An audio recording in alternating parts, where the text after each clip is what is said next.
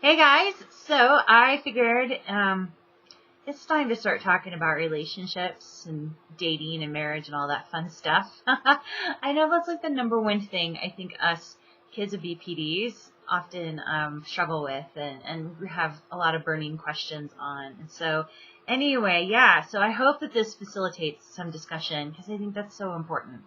So I'm like, I think I've mentioned before, I'm 38 and I'm still single. And, when people ask, when people ask me why I'm still single or if I've ever been married before or anything like that, I always tell them, well, first off, I skipped my first marriage so I could work on myself. I think that's so important. Let's just face it. Gosh, when you've grown up with like a BPD as a parent, you have things to work through when it comes to the idea of relationships, marriage, choosing a partner and such. Because, honestly, the whatever you grew up with, whether it was parents that were together or separate or watching your mother have boyfriends, whatever, you can't help but not like ingest some of those behaviors and attitudes and things like that. That's just the way it is. I know with marriage counselors, I have friends when I was in grad school who were in counseling, who were, getting degrees in counseling.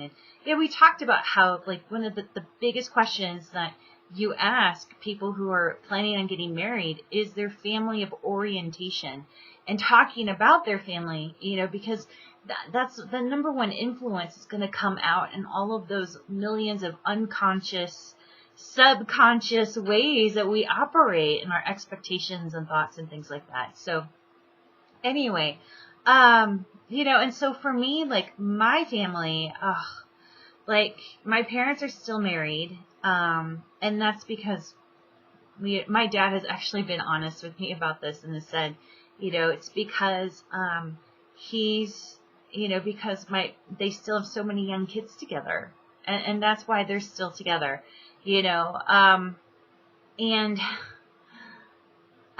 it's just a very classic borderline relationship, really. She, is just, a full-blown borderline, and my dad is completely the passive enabler, and he, I can honestly say I've never heard my mother ever say a single nice thing about my dad, ever.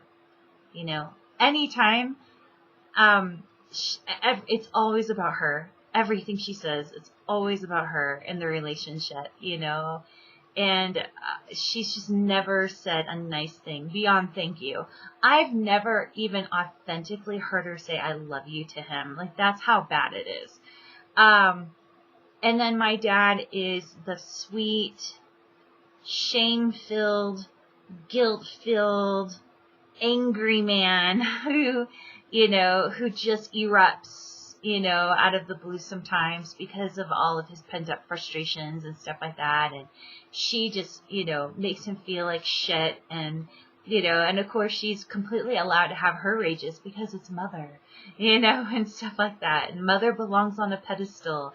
Man, talk about warped. So anyway, yeah, so I know for me, when I first started even being attracted to boys at whatever age, like 12 or 11, I had fear immediately, total fear of boys, because I knew that, like, I just thought that love was scary. And I thought, and again, this ties into all the vulnerability video I did and stuff. And it's about putting yourself out there and getting hurt and stuff. And I just was not ready at all. So I really skipped and really delayed the whole thing of getting married, of even dating, let alone anything else. I dated a little bit, of course, through college and a little bit through grad school, but I really didn't have my first actual boyfriend until I was 28 years old. And And I really thought like I had been so careful and so thoughtful to have been with the guy that I was with. He was a therapist.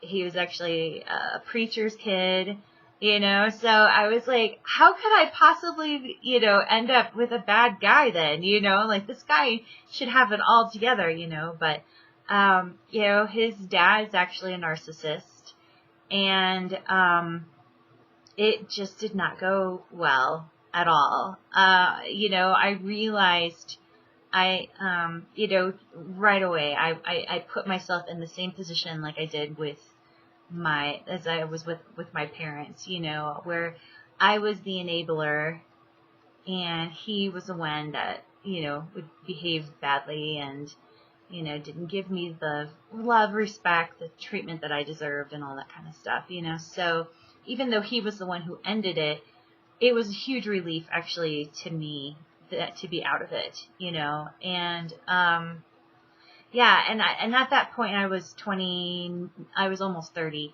or actually I was just a few weeks from being 30. So I, realized then, I was like, you know what, I need to work my shit out. I need to work it out. I need to figure out my crap, and I need to put myself together and be at a level that where I am fully comfortable and in a fully whole before I ever actually end up with anybody. And so anyway, it's been cool because even though it's been 8 years in the making, I can say every year at some point I've always said, oh my gosh, I am so glad I didn't get married before now. Like, look what I just learned. Like, oh my gosh, is this going to put me in such a better place with, whoever I end up with and stuff. And so so that's been good. And I can say now, I would say in just the last 6 months, have I really hit a point where I'm feeling really confident that I have now the emotional healing to actually really be in a relationship and really date. And that's been cool because actually now I can tell over the years how I've attracted healthier and healthier men, first boyfriend definitely was the bottom of the selection. And I remember 3 years after that, this guy that I was dating, and he and I ended. And one of the reasons why he said he ended it, he was like, there's just no drama. Like, it's just so easy with you. And I was like, thank God, yay, I'm getting better at this. And, and now I feel like I'm attracting much more thoughtful men and much more grounded men, I do think though, of course, once you hit like your later 30s, what tends to happen is there are a lot more men who are not, there's a lot more men out there who are not marriage material than there are marriage material men. I mean, that's just stats and that's okay. I mean, it's just the way it is. I definitely deal with a lot more men who have a lot more issues, but again, I am more confident now than ever that I can maneuver through those, and figure out who just needs to, not be in my life or who should be maybe even just a friend and that's it, to someone who I'm like, wow, like this guy is good for me, I think too, moving forward, what I'm going to need is a guy who is more well-adjusted, who comes from a more well-adjusted background than I have. And I think I'm going to talk more about that in my next video. So